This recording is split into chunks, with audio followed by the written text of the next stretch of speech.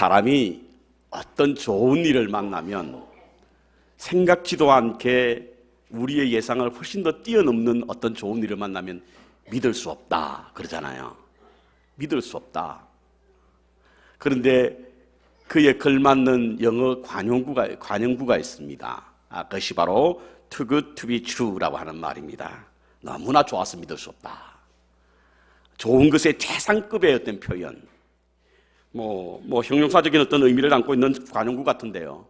어떤 일에 가장 좋다라고 하는 것을 표현할 때 너무 좋아서 믿을 수가 없다. 이런 말을 하게 됩니다. 성찬은 하나님께서 육신의 몸을 입고 이 땅에 오신 날이거든요. 저는 이 말을 좀 패러디해가지고 너무 놀라워서 믿을 수가 없다라고 하는 말을 하고 싶습니다. 너무 놀라워서 믿을 수가 없다. Too amazing to be true. 너무 믿을 수가 없다. 왜냐하면 이전에 어떤 신도 이와 같은 신이 없었어요. 미래에 어떤 종교도 이와 같은 신이 나타났다고 말할 수 않을 겁니다. 어떻게 이런 발상이 있죠? 하나님이 육신의 몸을 입고 이 땅에 나타난 거예요. 물론 간혹 신화에서는 이런 이야기들이 있습니다. 또한 종종 자신이 메시아라고 주장하는, 그렇지만 잠시 나타났다가 사라지는 허무맹랑한 선지자도 없는 것은 아닙니다. 그러나 인류의 역사 속에 들어와서 가장 완벽한 인간으로, 그리고 가장 완벽한 신으로 탄생에서부터 죽음에 이르기까지, 하지만 죽음에 매이지 않는 분은 없었고 없을 것입니다. 이는 너무나 놀라운 일이므로 믿을 수가 없는 것입니다. 그래서 아직도 믿지 않는 사람 많이 있잖아요. 믿지 못할 때는 이유가 있습니다. 왜냐하면 신이 인간이 된다는 것을 믿을 수 없는 것은 이유가 있습니다. 첫 번째로는 지극히 높은 신이 하찮은 존재가 될 수 없기 때문입니다. 인간의 몸을 입는 순간 하찮은 존재가 되잖아요. 원래 신이란 존재가 본질적으로 인간의 세계에 시간과 공간의 제약을 받지 않는 분이 신이잖아요. 처음도 없고 나중도 없고 경계도 없이 운행하시는 분이 신입니다. 언제든지 어느 곳이든지 자신의 필요에 따라서 넘나넘을 수 있는 분이 바로 신이잖아요. 그런데 육신의 몸을 입고 있는 순간 우리는 육신에 매여서 역사의 공간의 틀에서 벗어날 수가 없는 거예요. 그래서 하찮은 존재가 되는 겁니다. 역사의 움직임을 따라 살아간다는 것은 육신의 몸을 입는다는 것이고, 그것은 바로 하찮은 존재로 전락한다는 것입니다. 그러니까 신은 이와 같이 하찮은 존재가 될 수 없기 때문에 하나님이 육신의 몸을 입고 이 땅에 왔다는 것을 사람들은 믿을 수가 없다고 말합니다. 두 번째로 절대적인 신적 권위와 위엄을 포기해야 하기 때문에 신은 절대로 인간이 될 수 없다, 이렇게 사람들은 말하는 겁니다. 여러분, 신이라고 하는 존재가 어떤 존재입니까? 우주를 호령하는 권위, 세상의 모든 군대와 제국을 장기판에 졸로 여기고 마음대로 움직이는 존재, 이와 같은 분이 신이고 이와 같은 분이 권위와 위엄이 있는 것입니다. 그리고 우리는 그 권위와 위엄을 찬양하는 것이고요. 무력하거나 유약한 신을 찬양하는 사람은 아무도 없습니다. 그런데 육신의 몸을 입고 오는 순간 그 권위와 위엄은 모두 사라집니다. 한 아기로 말도 못하고 딱딱한 음식도 못 먹으며 대소변도 못 가리는 어느 10대 소녀의 품을 의지하면서 그것을 유일한 피난처로 삼고 이 땅에 오는 어린아이를 누가 신이라고 여기며 그 모습 속에서 어떤 권위와 위엄을 발견할 수 있겠습니까? 그러니까 신은 절대로 인간이 될 수 없다, 이렇게 말합니다. 인간은 절대 그렇게 되어서도 되지 않는다, 이렇게 주장하는 것이죠. 때문에 유대인들은 지금도 예수님을 신으로 믿지 않는 거 아시죠? 지금뿐만 아니라 당대에서도 예수를 믿지 않은 사람 많았습니다. 형제도 믿지 않았고요, 그 동네 사람도 믿지 않았습니다. 그래서 예수님을 부르기를 목수의 아들이라 불렀던 거예요. 여러분, 나다나엘도 그랬잖아요. 나사렛에서 무슨 선한 것이 날 수 있겠느냐, 믿지 않았어요. 믿을 수가 없었다는 거예요. 어떻게 신이 인간이 될 수 있느냐는 거예요. 그러나 그렇지 않다라고 보여주신 분이 바로 예수님이십니다. 신도 인간이 될 수 있다고 하는 것을 보여주신 분이 바로 예수님이십니다. 이사야 예언대로 예수님은 말씀이 육신이 되어 이 땅에 오신 것입니다. 그래서 믿지 않는 사람들은요, 예수님을 이상한 신으로 봅니다. 이상한 신. 자신들이 예상할 수 없는 신이에요. 이상한 신. 그런데요, 이와 같이 높은 신이 하찮은 존재가 된다는 것, 그리고 신적 권위와 위엄을 다 포기한다라고 하는 것은 결코 신으로서 감당하기 쉬운 것은 아닙니다. 그래서 하나님이 인간이 되는 것은 매우 큰 용기가 필요한 겁니다. 그래서 믿지 않는 어느 학자들은요, 제가 여러분 메일에 보내서 체스턴이라고 하는 사람은요, 하나님의 성품에, 하나님의 속성에 용기라고 하는 것을 더 해야 된다, 더 넣어야 한다, 이렇게 말하고 있습니다. 그래서 제가 오늘 말씀의 제목을 하나님의 용기라 세웠습니다. 그럼 어떤 용기냐? 첫째로 비움의 용기입니다. 비움의 용기. 오늘 본문에 우리가 성탄절이면 어김없이 묵상하는 말씀인데요, 2장 6절부터 보겠습니다. 그는 근본 하나님의 본체시나 하나님과 동등됨을 취할 것으로 여기지 않으시고 오히려 자기를 비움의 용기가 있었습니다. 그렇기에 신이 인간이 될 수 있는 거예요. 비웠다고 하니까 여러분들이 종종 우리가 이런 말을 써요. 나 마음 비웠어. 그렇죠? 나 마음 비웠어. 그런데 오늘 본문은 그 뜻은 아닙니다. 단순하게 마음을 비우는 것을 의미하는 것은 아닙니다. 지난주에 우리 안대일 권사님이 금요일날 찬양 인도를 하시면서 어느 목사님의 글을 읽고 도전을 받았다라고 하는 말씀을 해 주셨는데요, 사람이 자기가 가진 것을 가지고 가지지 않는 것처럼 행동하는 것은 매우 어렵다. 맞죠? 자기가 능력이 있는데 그 능력이 없는 것처럼 행동하는 것은 매우 힘든 일입니다. 뭐 능력도 없으면서 자기가 능력 있는 것처럼 하는 사람들은 많잖아요. 흔하게 볼 수 있죠. 그런데 능력이 있으면서도 없는 것처럼 행동하는 것은 매우 어려운 일입니다. 이 말씀은 틀림없는 사실입니다. 예수님께서는 권세와 능력을 가지셨는데 가지지 않은 것처럼 그렇게 행동했다. 그래서 그건 매우 어려운 일임에도 불구하고 예수님을 행하셨다. 여기에 도전되었다라고 하는 말씀에 굉장히 은혜를 받았습니다. 그런데요, 예수님께서는 권세와 능력을 가졌음에도 가지지 않은 것처럼 행동하는 것이 아니라 아예 권세와 능력을 버리셨습니다. 비웠다라고 하는 것은 자신이 가진 특권을 버렸다는 뜻입니다. 그래서 유진 피터슨 목사님이 쓴 메시지 성경에 보면요, 이 말씀을 이렇게 번역하고 있습니다. 주님께서는 이 땅에 특권을 버렸다고 이야기하고 있습니다. 신적 특권이 있잖아요. 하나님으로서 특권이 있지 않습니까? 그것을 버려야만 이 땅에 온전한 하나님으로 온전한 사람으로 올 수 있기 때문에 예수님은 그걸 버렸다는 거예요.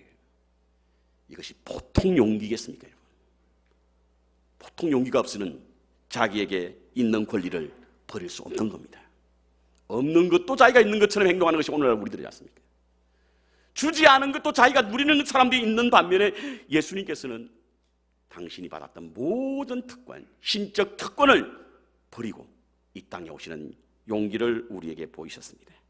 그래서 주님께서는요, 저는 성경을 읽을 때마다 한동안 이해가 되지 않았던 부분이 뭐야, 예수님은 하나님과 한 분이시고 하나님이신데 왜 이렇게 꼭 기도하셨을까? 기도할 필요 없잖아요. 기도하셨단 말이에요. 겟세마네 동산에서 예수님을 체포하러 오는 사람에게 칼로 귀를 자르자, 말고의 귀를 자르자, 예수님께서 베드로에게 칼을 꽂으라고 말씀하시면 하신 말씀 뭐예요? 내가 하늘에 12군단을 더 부를 수 없느냐? 이런 말씀하셨거든요. 근데 그 전에 뭐라고 말씀하셨냐면 아버지께 기도하여. 이어 오병의 기적을, 표적을 행하실 때에 기도하셨더니 그것이 일어났다는 이야기예요. 예수님께서 십자가에서 죽으시고 부활하시고도 당신 스스로 한 거 아닙니다. 하나님께서 부활케 하신 거죠. 오늘 본문에 나오는 하늘의 모든 권세와 영광을 당신 스스로 얻은 것이 아니라 아버지께서 주셨다는 거예요. 이 말은 무엇을 말합니까? 주님께서 육신의 몸을 입고 오는 순간 모든 것을 비웠다는 거예요. 버렸다는 겁니다. 그것이 용기예요. 두 번째로 다가오심의 용기입니다. 인문학에서는요, 인류 최초의 문명을 이룬 사람을 지금의 이라크인들, 곧 메소포타미아 수메르인이라고 부릅니다. 그들에게도 신이 있었는데 그 신의 이름은 딘길입니다. 딘길. 딘길은 항상 존재하는 신이었어요. 그러나 인간으로부터 멀리 있는 신이었어요. 인간의 문명이 발달될수록 많은 신들이 나왔습니다. 그러나 그 신들은 한결같이 인간의 위에 존재하긴 했지만 인간과 거리를 둔 것이 바로 신이었어요. 여러분, 알라, 신은 위대하다. 그 뜻이 뭡니까? 신은 위대하다라고 하는 뜻은요, 신은 너무나 초월적인 위대한 신이기 때문에 감히 하찮은 인간들을 가르칠 수조차 없다. 이렇게 표현한 거예요. 멀리 있는 신. 그런데 하나님은 임마누엘 하셨다. 임마누엘이 뭡니까? 하나님이 우리와 함께 계심을 나타내기 위해서 육신의 몸으로 이 땅에 오신 거거든요. 가까워 오심의 용기가 여기에서 나타나는 것입니다. 오셨을 뿐만 아닙니다. 함께 먹고 함께 자고 함께 생활했지 않습니까? 저는 한때 왜 예수님께서 어린아이로 오셨을까? 그냥 어른으로 오시든지 천사로 오시든지 심판주로 오셔서 대충 정리하시고 뭐 하나님의 약속대로 구원받을 자와 구원받지 못할 자를 심판하시면 이 문제는 깨끗하게 끝이 날 텐데 왜 굳이 인간의 몸을 입고 어린아이로 오셨을까? 내가 알지 못했던 예수라고 하는 책을 썼던 필립 얀시의 책에 보면 이 문제의 힌트가 잠깐 나오는데요. 저는 그 힌트를 가지고 제 생활 속에서 한번 적용을 해봤습니다. 저희 집에는 조그마한 어항이 하나 있었죠. 베이사이드 살 때. 아침마다 그 어항에 물고기에 밥을 줍니다. 밥을 줄 때면 물고기가 막 모여서 밥을 먹기 위해서 모입니다. 근데 나중에는요, 물고기 없어도 뚜껑만 열어도 모이죠. 뚜껑만 열어도 모이죠. 저는 그때 물고기가 참 나를 좋아하나 보다. 그렇게 생각했습니다. 얼마나 좋아하면 저렇게 뚜껑만 열어도 모일까. 하루는 어항을 청소하기 위해서 물을 다 드러내고 물고기를 잡아 옮겨놨다가 어항 청소하고 집어넣으려고 하니까 물고기 다 도망가는 거예요. 손을 집어넣었는데 도망가는 거예요. 이런 생각을 했습니다. 아니, 왜 저 물고기가 내 마음을 몰라줄까? 여러분, 물고기에 있어서 인간은 신입니다, 여러분. 하나님께서 우리에게 아무리 좋은 것으로 만족해 한다고 할지라도 우리가 하나님의 천사로 온다고 한다면 우리는 하나님으로부터 멀리 도망갈 겁니다.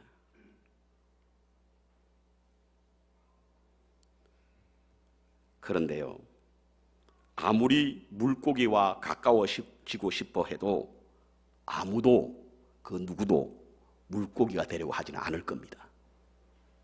주님께서 이 땅 위에 가까워오심은 바로 그와 같은 용기 때문입니다, 여러분. 엄청난 용기죠. 자, 이렇듯 육신의 몸을 입고 오신 주님께서 왜 이와 같은 용기를 발휘했을까? 두 가지입니다. 첫째는 사랑이 사랑. 사랑 때문입니다. 사랑은, 용기는 사랑에서 나온다 그럽니까? 사랑하면 용기가 생기죠. 용기 있는 자가 아내를 얻는다라고 하는 말이 있잖아요. 미인을 얻는다는 말이 있습니다. 그러니까 사랑하면 용기가 생기는 거예요. 하늘의 별도 따다줄 용기가 생기잖아요. 사랑이 식어지니까 잘 안 하지. 처녀 총각 때 연애할 때는 그런 용기가 생겼습니다. 왜? 사랑 때문이죠. 예수님도 마찬가지입니다, 여러분. 여러분들이 잘 아시는 덴마크의 키에르케고르에 져서 시골 처녀를 사랑한 사랑의 왕 이야기 매년 성탄절 때마다 듣지 않습니까? 그냥 넘어가겠습니다. 한 왕이 시골 처녀를 얻기 위해서 평민의 모습으로 돌아가서 그 처녀와 결혼하게 된다라고 하는, 왕이 자기의 모든 왕관, 모든 권세, 모든 그런 어떤 위엄 다 버리고 시골 처녀에게 시집을 갈 수 있는 용기는 무엇 때문이냐? 사랑 때문이야. 두 번째로 소명 때문입니다. 소명. 소명은요, 마땅한 우리에게 주어진 일이 옳은 일인가 아닌가를 발견하게 되고 그 옳은 일이라고 생각한다고 한다면 어떤 어려움과 어떤 아픔이 있다 하더라도 포기하지 않고 행하는 것이 바로 소명 아닙니까? 그 소명이 결국 용기를 갖게 한 겁니다.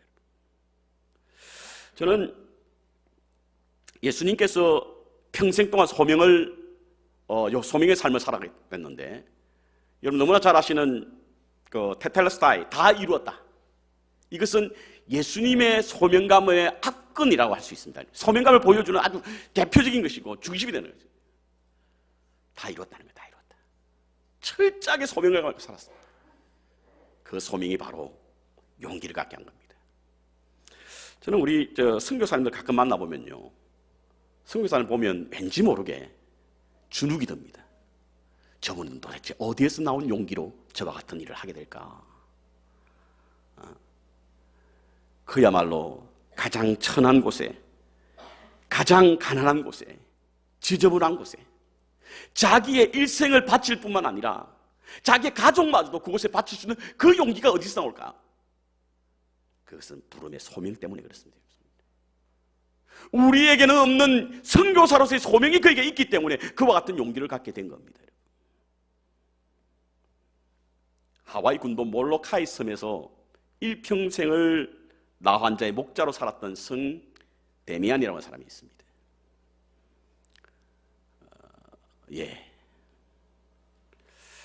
33살에 서품을 받고 신부로 서품을 받고 한 7년 8년 정도 로컬 교회에 섬기다가 이 한센병을 돌보는 사역으로 그 일생을 마친 사람입니다. 그는 항상 내가 한센병에 걸리지 않았기 때문에 환자의 고통을 다 이해하지 못하는 것에 대한 안타까움으로 살았습니다. 그래서 그는 그 병을 무서워하지 않고 피고름이 나는 환자들의 고름을 입으로 빨아내고 평생 동안 환자의 곁에서 그는 살다가 결국에는 한센병으로 세상을 떠났던 분이 데미안입니다. 이분이 이제 죽을 때 남긴 말이 있어요. 어떤 말이냐면 이 말입니다. 하나님, 진실로 내 인생은 행복했습니다. 이곳에 있는 모든 사람들을 그리스도에게 다가가게 하기 위하여 나도 나 환자가 되었습니다. 설교할 때 나의 교우라고 말하지 않고 우리 나 환자라고 부를 수 있게 된 것에 감사합니다. 성 데미안은 코뼈가 내려앉아 얼굴이 일그러지고 손가락 발가락이 떨어져 나가는 그런 한센병 환자들의 친구가 되었음에 감사하는 그런 모습은 마치 예수님의 삶을 비춘 주님의 그림자의 모습으로 살았던 것입니다. 골로새서 1장 16절과 17절에 보면요, 예수님을 만물의 창조자시고 만물보다 먼저 계시고 만물이 그 안에 있다라고 하는 말씀을 하셨습니다. 그분은 완전한 신이셨습니다. 하지만 이와 같은 분이 우리를 사랑하셨기에 소명을 가지고 육신의 권세와 능력을 다 버리시고 육신의 몸을 입고 우리에게 다가오심으로 우리는 구원을 얻은 것입니다. 세상에 어떤 신도 상상하지 못했던 하나님의 용기가 온 백성에게 미칠 큰 기쁨의 좋은 소식이 되었다는 사실인 것입니다. 존 스토트 목사님은요, 죄의 핵심은 사람이 하나님을 대신하는 것이고 구원의 핵심은 하나님이 사람을 대신하는 것이다 라고 말을 했습니다. 우리를 구원하시기 위하여 사람을 대신하신 것입니다. 성탄의 계절에 하나님의 사랑과 소명으로 자신을 비우고 나의 손길을 기다리는 사람에게 다가가 예수님의 용기를 가지길 주의 이름으로 간절히 부탁드립니다. 여러분과 저로 인해 예수님의 탄생이 이웃과 지인들에게 큰 기쁨의 좋은 소식이 되시기를 주님의 이름으로 축원합니다.